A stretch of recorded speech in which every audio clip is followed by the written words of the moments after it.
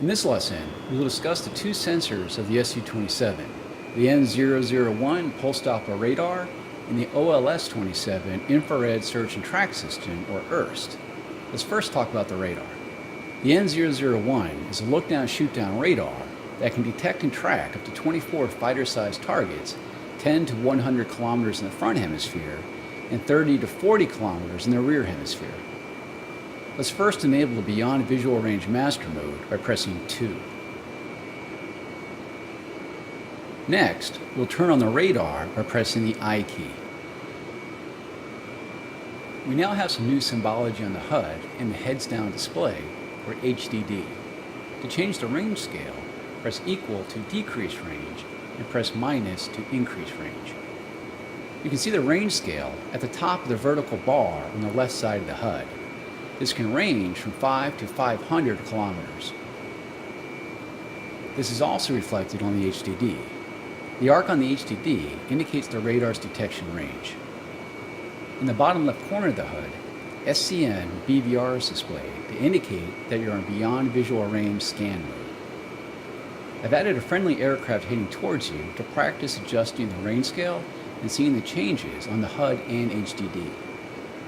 A friendly aircraft is indicated as a double row of dashed lines on the HUD. A large aircraft has 4 dashes per line, and smaller aircraft, like fighters, have 2 dashes per line. The further the contact is towards the bottom of the HUD, the closer it is to you. There is an indication of the contact's altitude on the HUD symbol. When done, press the spacebar.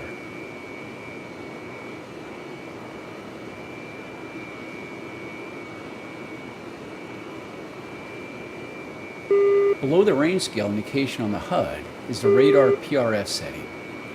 PRF stands for Pulse Repetition Frequency. It can either be high PRF or medium PRF. High PRF is best for high closure targets, and medium PRF is best for medium or low closure targets. High PRF has the longest detection range, but is most effective when you and the target are flying towards each other. In addition to high and medium PRF, you also have interleaved that alternates high and medium PRF. Interleave mode is best used when the aspect of the target is unknown.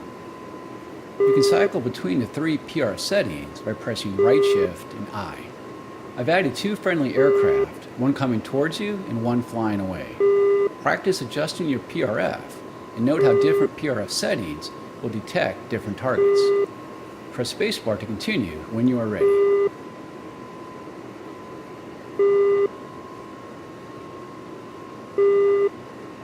During most missions, you will not be lucky enough to have targets always flying at your same altitude.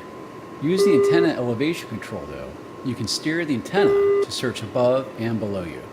Press right shift and semicolon to raise the antenna, and press right shift and period to lower the antenna. Along the right side of the HUD is a vertical line with 2 horizontal marks near the center. These represent the antenna's centered elevation point. To the right of this is a small vertical bar and number that indicates the antenna elevation angle in degrees.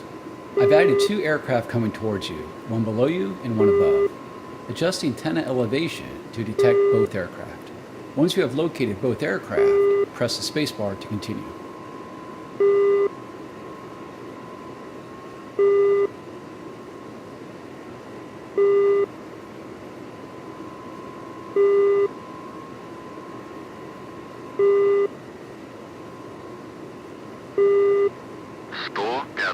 Прошел по ПМ-2 на 12 тысяч.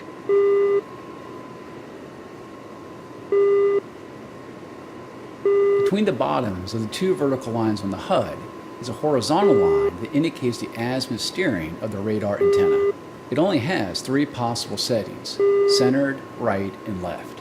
Move the antenna azimuth to the left by pressing right shift and comma, and move to the right by pressing right shift and slash. The horizontal bar indicates the antenna's current azimuth setting. It is important to note that radar contacts displayed in the HUD and HDD are according to the center of the scan, not necessarily centered off the nose of the aircraft. Once you have steered the antenna to place at least one contact in the center of the HUD and HDD, press the spacebar.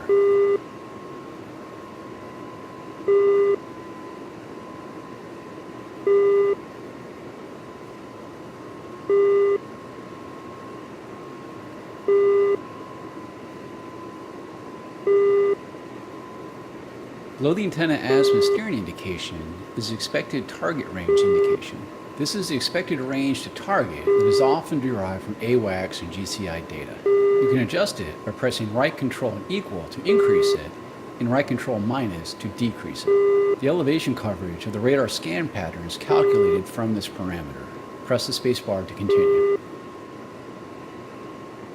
Those are the basics of using the radar in search mode. Now let's take a look at using the IRST in search mode. Press O to enable the IRST. The IRST is a passive system, so it will not alert other aircraft when you're tracking them. However, it tracks the thermal signature of the target, so it can detect targets easier if they're flying away from you because the sensor can clearly detect the hot engines of the target. The target and afterburner will also be easier for the IRST to detect.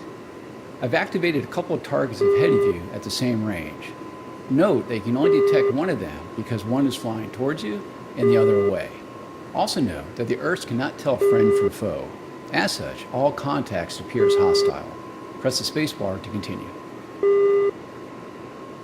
This concludes this lesson on the Beyond Visual Range scan mode.